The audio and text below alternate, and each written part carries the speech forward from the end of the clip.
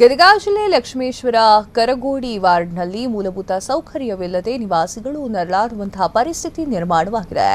1500 ರಿಂದ 2000 ಜನರು ವಾಸವಾಗ್ತಾ ಇದ್ರೂ ಕೂಡ ಸರಿಯಾದ ರಸ್ತೆ ಇಲ್ಲ, ಚರಂಡಿ ಇಲ್ಲದೆ ಮಣ್ಣಿನ ರಸ್ತೆ ಮೇಲೆಯೇ ನೀರು ನಿಂತುಕೊಂಡಿದ್ದು ಜನರು ಓಡಾಡೋಕ್ಕೂ ಕೂಡ ಕಷ್ಟವಾಗ್ತಾ ಇದೆ.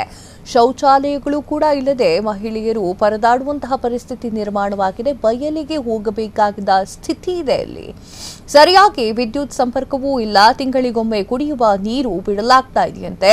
ಸಮರ್ಪಕ ಸೌಲಭ್ಯ ಕಲ್ಪಿಸಿಕೊಡುವಂತೆ ಹಲವು ಬಾರಿ ಪುರಸಭೆಗೆ ಮನವಿಯನ್ನ ಮಾಡಿಕೊಂಡ್ರು ಆದರೂ ಕೂಡ ಏನು ಪ್ರಯೋಜನವಾಗಿಲ್ಲ. ಆದರೆ ಅಧಿಕಾರಿಗಳು ಮಾತ್ರ ಕಣ್ಣಿದ್ರೂ ಕುರುಡನಂತೆ, ಕಿವಿಯಿದ್ರೂ ಕಿವುಡನಂತೆ ವರ್ತನೆ ಮಾಡ್ತಾ ಇದ್ದಾರೆ ಅಂತ ಹೇಳಿ ಸ್ಥಳೀಯರು ಆಕ್ರೋಶವನ್ನ ಹೊರಹಾಕಿದ್ದಾರೆ.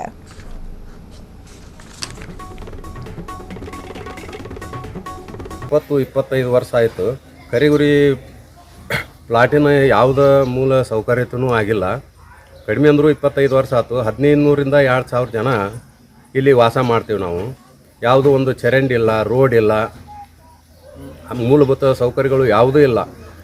ಎಷ್ಟು ನಾವು 10-15 ವರ್ಷದಿಂದ ಇದಕ್ಕೆ ಅರ್ಜಿ ಕೊಟ್ವಿ, ಮನವಿ ಕೊಟ್ವಿ, ಯಾವುದಕ್ಕೂ ಅವರು ನಮ್ಗೆ ಸಹಕಾರ ಕೊಟ್ಟೇ ಇಲ್ಲ ಸರ್. ಇನ್ನೂರು